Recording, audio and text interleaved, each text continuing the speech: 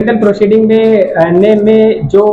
मुकदमे का वादी होता है वो सबसे महत्वपूर्ण साक्षी की कैटेगरी में आता है, क्योंकि जो क्रिमिनल प्रोसीडिंग जो रन करता है वो रन जब कोई पर्सन एफआईआर दर्ज कराता है तो उसके बाद ही क्रिमिनल प्रोसीडिंग एक्टिव होती है, उसके बाद ही क्रिमिनल प्रोसीडिंग शुरू होती है। तो जो पर्सन है, जिस पर्सन ने जो सबसे पहले सूचना दी होती है घटना के बारे में कि ऐसी घटना हुई होती है, उसी को वादी मुकदमा कहा जाता है। और वो किसी आपराधिक मुकदमे के बारे में क्रिमिनल मैटर्स में वो सबसे महत्वपूर्ण साक्षी होता है। और उस पर्सन को कभी भी झूठी सूचना नहीं देनी चाहिए, क्योंकि जो पूरी मशीनरी जो क्रिमिनल जस्टिस सिस्टम का जो मशीनरी है वो उस इंफॉर्मेशन के बिहाफ पे ही, उसी इंफॉर्मेशन के साथ ही शुरू होता है, उसी के बिहाफ पे ही रन करने लगता है। तो उसको कभी भी झूठी सूचना नहीं देनी चाहिए। हम लोग आजकल प्रैक्टिकली कोर्ट में देखते हैं कि ज्यादातर लोग, जैसे अगर देखा जाए SC/ST एक्ट को देखा जाए और या फिर पासपोर्ट एक्ट को देखा जाए, तो इन सारे एक्ट का सबसे ज्यादा मिसयूज होता है। और वो लोग पहले तो एफआईआर दर्ज कराते हैं और बाद में कोर्ट में आके एक झूठी टेस्टमनी देते हैं। वो उस प्रोसिक्यूशन के वर्जन को क्या करते हैं, हॉस्टाइल हो जाते हैं, उस प्रोसिक्यूशन के वर्जन को सपोर्ट नहीं करते और कोर्ट में सिर्फ आके ये बताते हैं कि हमने इन्वेस्टिगेशन ऑफिसर को किसी तरीके का कोई ऐसा स्टेटमेंट नहीं दिया और हमने लोगों के कहने पे एफआईआर दर्ज करा दिया, या हमने केवल सिग्नेचर उस पर किया, बाकी हमको फैक्ट से नहीं मतलब है, मतलब इस तरीके की टेस्टमनी देते हैं। तो मेरा ये मानना है और कोर्ट को भी ये मानना चाहिए कि यदि किसी भी पर्सन ने झूठा मुकदमा दर्ज कराया है तो उस कंप्लेनेंट को कठोर और समुचित सजा दी जानी चाहिए। और इसमें ये प्रेजेंट टाइम में अगर हम देखते हैं तो अगर सीआरपीसी में देखा जाएगा तो सेक्शन 344 है, जो बेसिकली इसके बारे में डील करता है कि झूठी गवाही देने के लिए मुकदमे की संक्षिप्त प्रक्रिया के बारे में धारा 344 सीआरपीसी में बताया गया है। और 344 सीआरपीसी में एक समरी प्रोसीजर जो उस विटनेस के लिए जिसने झूठी सूचना कोर्ट में जुडिशियल प्रोसीडिंग में झूठी सूचना दी है, उसके बारे में 344 सीआरपीसी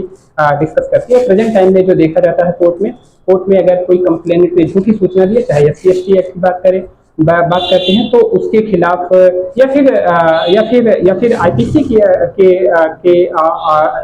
के भी ऑफेंस किसी पर्सन ने किसी पर्सन के अगेंस्ट में दिया, बाद में कोर्ट ने ये माना कि इसने झूठी सूचना दी है, तो उसके खिलाफ 344 सीआरपीसी की प्रोसीडिंग कोर्ट करती है। और 344 की प्रोसीडिंग प्रैक्टिकल लेवल में हम लोग देखते हैं तो उसमें लॉ मेकर्स ने जो दिया है वो 3 महीने की उसमें सजा का प्राविधान है और 500 रुपए या फिर 500 रुपए का जुर्माना या फिर दोनों कोर्ट दे सकती है। और 344 सीआरपीसी और प्रेजेंट टाइम में बीएनएसएस आने के बाद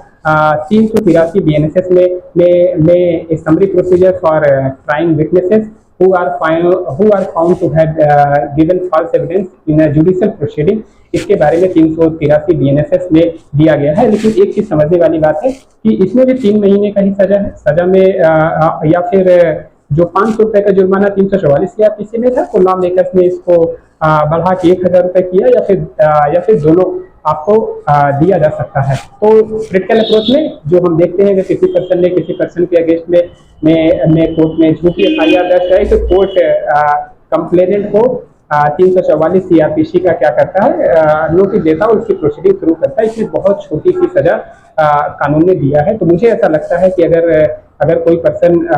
ऐसा करता है, अगर हम जैसे मैंने डिस्कस किया पास्को एक्ट के बारे में भी, तो पास्को एक्ट में भी अगर कोई झूठी सूचना देती है तो पास्को एक स्पेशल एक्ट है। इसका सेक्शन 22 जो बेसिकली डील करता है पनिशमेंट फॉर फॉल्स कंप्लेनेंट और फॉल्स इंफॉर्मेशन, जहां पे इसमें 6 महीने तक की सजा दी गई है और फाइन का प्रोविजन या फिर दोनों का प्रोविजन यहाँ पे पास्को एक्ट के सेक्शन 22 में दिया गया है।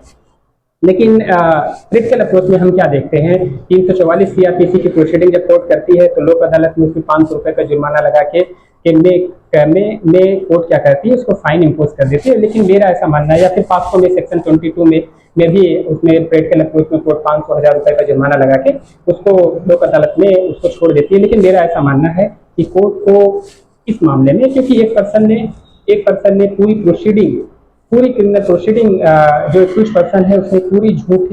झूठी गवाही के आधार पे उसके फॉल्स स्टेटमेंट के हिसाब से एफआईआर दर्ज हुआ, पूरी मशीनरी ने रन किया, मतलब पुलिस ने पूरा इन्वेस्टिगेशन ऑफिसर ने पूरी चीजें रन किया अरेस्ट किया कुछ पर्सन को अगर हीनियस ऑफेंस है, या फिर विक्टिम का टेस्टमनी कराया, कोर्ट में लाके 164 का बयान कराया अगर पहले की सीआरपीसी के बारे में बात करें, या फिर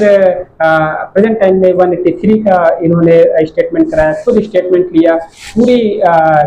पूरा प्रोसीडिंग उन्होंने रन किया, एक कंक्लूजन दिया, चार्जशीट दिया, और बाद में आने के बाद सिर्फ मुकर गए। और पूरी लाइफ उस पर्सन ने, जब तक ट्रायल चल रहा तब तक वो या तो थ्रू काउंसिल या तो स्वयं अपीयर हो रहा है, तो पूरी तरीके से वो 21% इतना परेशान हो रहा है, और बाद में उसके लिए सिर्फ 3 महीने के कारावास या फिर 500 रुपए का जुर्माना जो सीआरपीसी में दिया गया, या फिर दोनों, या फिर बीएनएसएस में भी 383 बीएनएसएस के सेक्शन में 3 महीने या 1000 रुपए का जुर्माना का प्रोविजन। मुझे ऐसा लगता है कि ये बहुत ही है, हम लोग रूल ऑफ लॉ में रहते हैं, तो कानून में यही बनाया गया है। तो यही कोर्ट को मुझे ऐसा लगता है कि कोर्ट को अगर कोई पर्सन झूठा मुकदमा दर्ज कराया गया तो वादी को कठोर और समुचित सजा बिल्कुल देनी चाहिए, जिससे कि लोग जिससे कि लोग क्या करें, जिससे कि लोग झूठी शिकायत दर्ज कराने से बचे,